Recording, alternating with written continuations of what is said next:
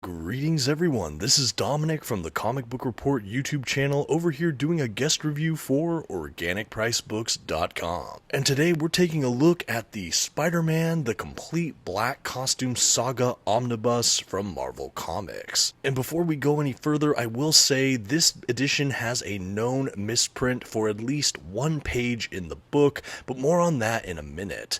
Now I'm going to go ahead and talk a bit about the book itself. The issues in this volume were written by Tom DeFalco, Al Milgrom, David Michelini, and many more, and penciled by Ron Frenz, Greg LaRocca, Al Milgrom, and many more.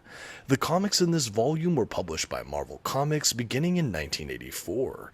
As far as what this edition collects, it includes The Amazing Spider-Man issues 252 through 263 and Annual 18, Marvel Team-Up issues 141 through 150, along with Annual 7. It also includes Peter Parker, The Spectacular Spider-Man issues 90 through 100 and Annual 4, and of course Web of Spider-Man issue 1. Now this is an oversized hardcover edition with glossy print paper stock, a sewn binding, and a total of 992 pages.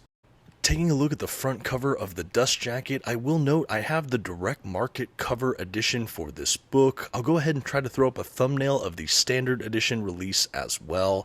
I personally love the direct market cover that has the cover from Web of Spider-Man issue 1. I just think it looks so striking, it was hard to deny. As far as the spine of this particular omnibus goes, it's really interesting. It's really a field of white with black text. We have just Spider-Man, not Amazing Spider-Man, which makes sense because there's a bunch of different titles included in this book. We have the Complete Black Costume Saga, along with a little picture of the symbiote-clad Spider-Man. I should note for the standard edition cover as well, you might have a little bit of a different image of Spider-Man on the bottom of the spine, but other than that, in the front cover, both editions should be identical.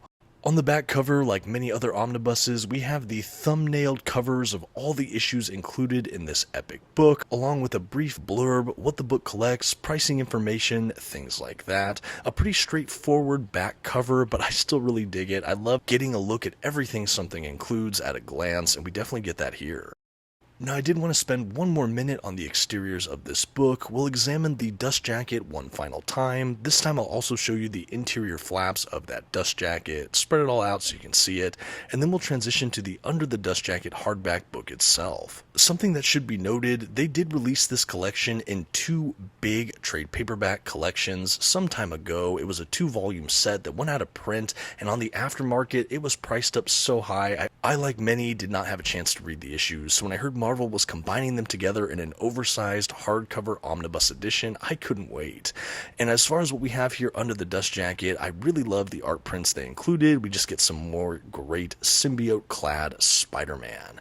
The spine is also really interesting on the hardback book itself. It's kind of a field of black this time, and it has the classic costume Spider-Man on it. Just really fascinating, but overall, I think the design of this hardback book itself was really well made. I love the graphics they chose. I just think everything is very, very striking. And now that we've done exteriors, I did want to take a quick look at the binding for this omnibus for all you prospective collectors out there. One thing I will say is that my binding was pretty nice. It has a nice little eye there, it laid down fairly flat, and luckily these issues are still at a time where we had that nice white border around the pages, so what gutter loss we may encounter is pretty negligible because you don't really lose too much actual printed stuff in the gutter.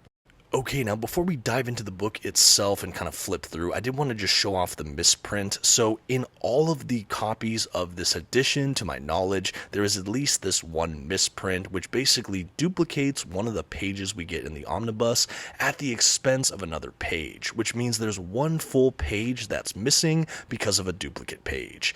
So I'll show you here kind of what I'm talking about. I will say, luckily, this page is included if you already have the Spider-Man vs. Venom omnibus. They reprinted this same issue and it is error-free as far as I can tell. So if you do have that other omnibus and you buy this and this is the only misprint, then you should be pretty good.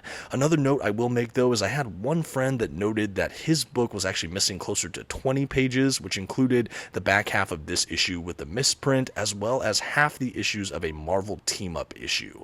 Unfortunately, that's not included currently in any other omnibus, but that instance of misprint I've only heard one time, but I thought I would make a note of it. It doesn't appear to affect the entire lot, but there could be a few with that same misprint.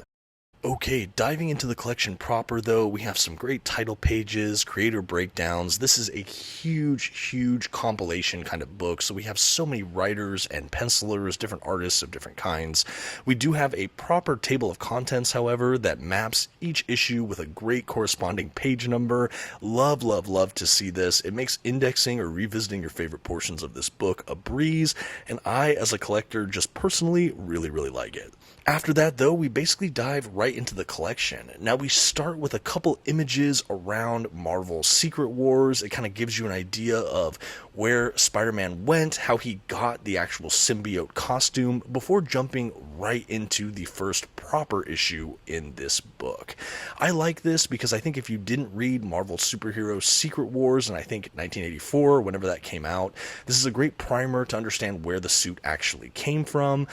There was an omnibus that was reprinted for that, I think last year, another really fun book. I'm not sure if it's still in print, but anyway, this happens directly after that. This also picks up directly after the Spider-Man by Roger Stern omnibus. To my knowledge, there's actually only one overlapping issue, which was the last issue in the Roger Stern omnibus and the first proper issue here.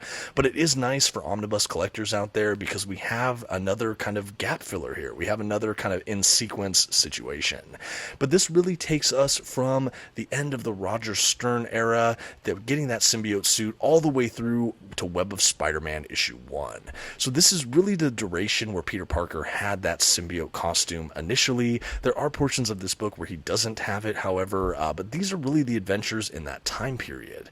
This is before the birth of Venom, of course, one of his rogues gallery of villains, but this is still a really decisive and interesting chapter in the Peter Parker Spider-Man mythos. I think something that's worth noting here as well, like I mentioned in the content portion of this book at the beginning, we have a couple different titles happening simultaneously, like Amazing Spider-Man, Peter Parker the Spectacular Spider-Man, and Marvel Team Up, all of which feature Spider-Man, so they're all included in here, and we jump around kind of issue to issue between some of these titles. I think it's mapped in a way that overall makes sense. I think there are some events that happen almost concurrently, so you do jump back and forth between the titles a bit in this book, but I still think it makes the most logical sense it can, since some of those issues came out sort of in between issues of the other and things like that. Then we also, of course, have that Web of Spider-Man issue at the very end. I really like this collection. I've always wanted to read more of this period. I've read very little before picking up this book, and so it was fun to read when Spider-Man had the black costume, what kind of misadventures he got into. I will say it was a bit less dark and gritty than I maybe expected in my mind, but these adventures were still a ton of fun. I had always also wanted to read about the period where Peter Parker was romantically involved with Black Cat, Felicia Hardy, and we get loads of that time here in this book as well. Black Cat is all throughout this collection, which was really fun. That was always a supporting character in Spider-Man that I wanted to read more about, and I definitely had ample opportunity to do so here. We also have a lot of great team-ups, in no small part due to the Marvel Team-Up series. We have a lot of great appearances from some of his mainstay villains, and some lesser-known villains as well throughout this book. I will say this book was a ton of fun for me personally. I know there's a ton of collectors out there that will likely avoid this edition just due to the misprint, which, while understandable, for me, I've been waiting to read these issues for so long, and because my misprint was only that one page and I already have it included in another omnibus, this was still an absolute pre-order and no-brainer for me. I really loved it. I have no regrets with this book. I had such a fun ride, and perhaps if you can deal with the misprint, you might enjoy this book as well. I definitely wanted to promote some of the better aspects of this book as well, because I feel like the publicity it's getting is all just about the misprint, which again, I completely understand, but there are collectors like myself that can overlook that for the sake of a lot of great other issues we have included here. At the back of the omnibus, we have a treasure trove of extras. We have some written work, we have some original art and kind of pages that they reprinted here for us, which I love to see. We also have the covers for different collections or issues or things like that, promotional artwork covers. Really like seeing all of this. As an omnibus collector, I really enjoy the extras. It's definitely the bonus features when I think about getting a book like this, and I was really impressed with what we got here. It's not over long, but I think the content we do get is sufficient and more so, at least in my mind.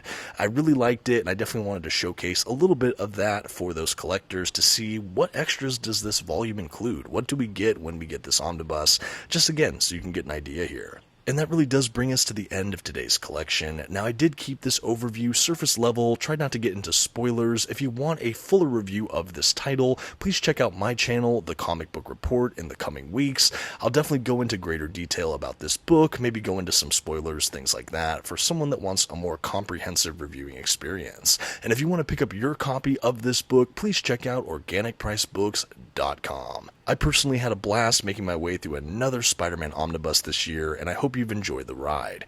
Thanks everyone, have a good one.